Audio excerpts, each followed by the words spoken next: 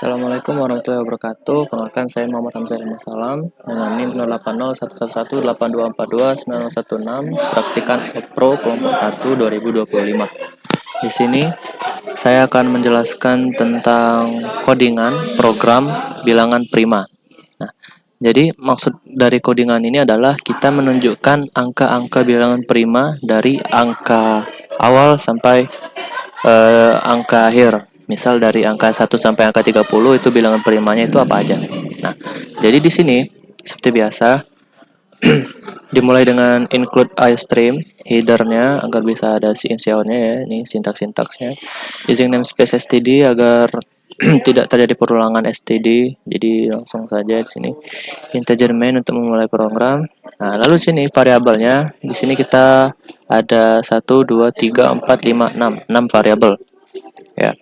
Di mana di sini nilai x-nya sudah dideklarasikan bernilai 0. Oke. Nah, di sini si out bilangan-bilangan prima dari. Bilangan-bilangan prima dari ini maksudnya ya bilangan prima dari angka mana ke angka mana seperti itu. Yang saya bilang dari awal tadi.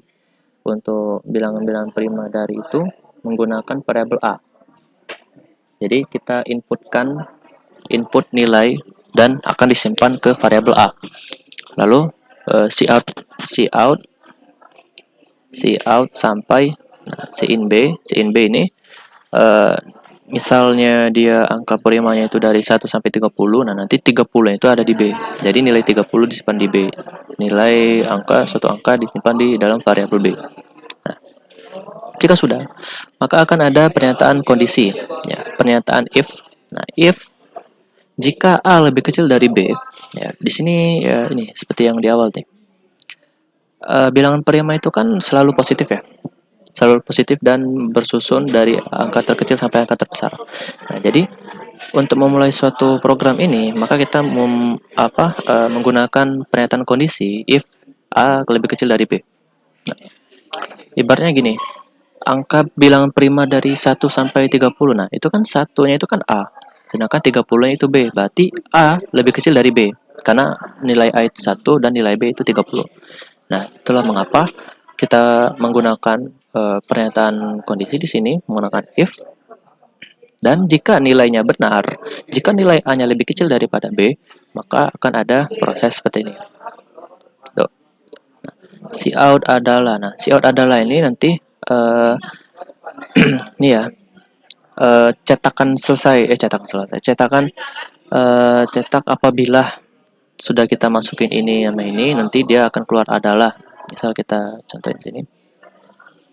Jadi cout itu adalah tampilan yang ada di layar. Jadi 1:30 misal. Nah, ini adalahnya. Adalah yang ada di cout ini.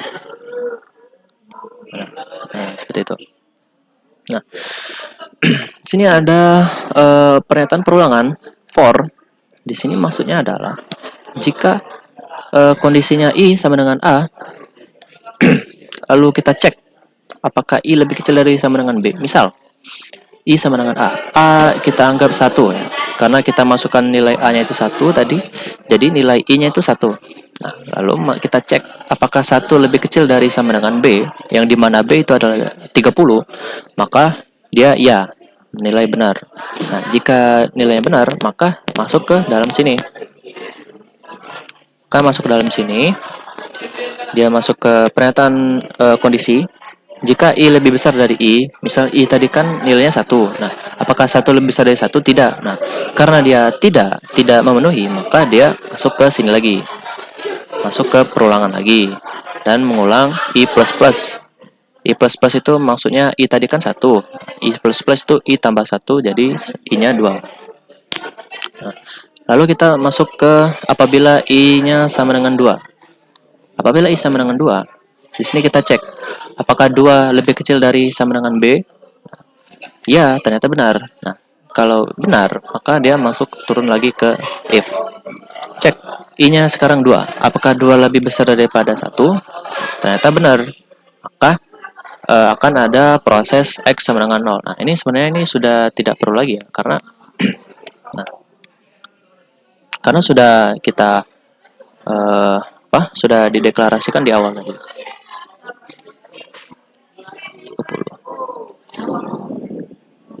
Eh, aduh.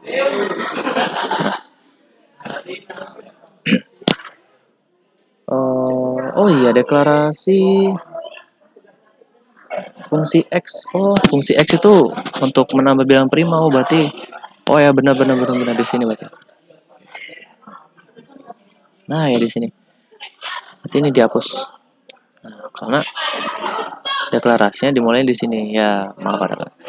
Sorry, sorry, sorry. Ada kesalahan tadi. Oke. Nah, kalau 2 lebih satu, ya, misal I-nya itu 2, sama dengan 2 lebih besar dari satu, maka X-nya nilai 0. Kalau iya, dia turun ke sini, ke pernyataan for, karena nilainya tadi memenuhi kan. Nah, kalau udah, maka cek J. J sama dengan 2 sekarang. 2. 2. Apakah 2 lebih kecil dari sama dengan I dibagi 2? Nah, I tadi kan 2 sekarang kan? Sekarang 2 bagi 2 sama dengan 1. Nah, sekarang J-nya 2. 2 apakah lebih kecil dari sama dengan 1? Ya. Nah, jika iya, maka sini ada lagi pernyataan perulangan, if lagi. Nah, if I modulus J sama dengan 0, kalau tidak ada sisa, maka dia akan masuk ke dalam sini. Jika pernyataannya benar. Jika tidak, ya dia maka naik lagi ke atas ini. Dia ngulangin lagi J++ lagi sampai pernyataannya selesai. Kalau udah selesai, nanti dia keluar dari perulangan. Kalau udah semua ini, jadi kan prosesnya tuh dari for ini dulu, ya for if ini dulu. Kalau udah, dia akan nilai I-nya lagi nih bertambah. Kalau nilai I-nya bertambah, dia akan masuk ke for lagi sampai J-nya bertambah. Sampai J-nya tidak besar lagi, balik lagi ke I lagi. Sampai gitu terus. Lalu, nah fungsi if ini apa? Fungsi if ini adalah untuk ngecek apakah si X ini dia tuh bisa nggak dibagi. Dia tuh nilainya sama nggak sama 0. Kalau X-nya itu sama dengan 0, jadi maksud X-nya itu adalah dia tuh bilangan yang hanya bisa dibagi dengan angka yang bisa hanya, sorry, ya, angka yang hanya bisa dibagi dengan angka itu sendiri. Dan itu adalah pengertian dari bilangan prima. Nah, maka dia akan mencetak bilangan ini, Cout-nya ini nanti. Jadi yang adalah ini ya, adalah ini. Nanti adalah angkanya itu yang keluar itu adalah Cout yang di bawah. Jadi Cout yang di atas, Cout yang di atas, nih yang adalah ini keluarnya angkanya, hasilnya itu ada di bawah, Cout yang di bawah. Tuh.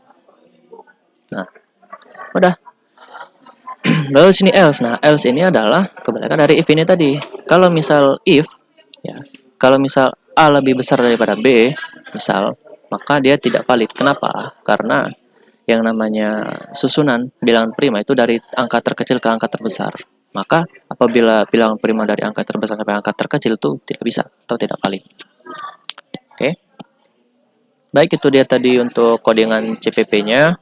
Untuk algoritma deskriptifnya ini seperti ini. Seperti yang saya jelaskan tadi di awal ya.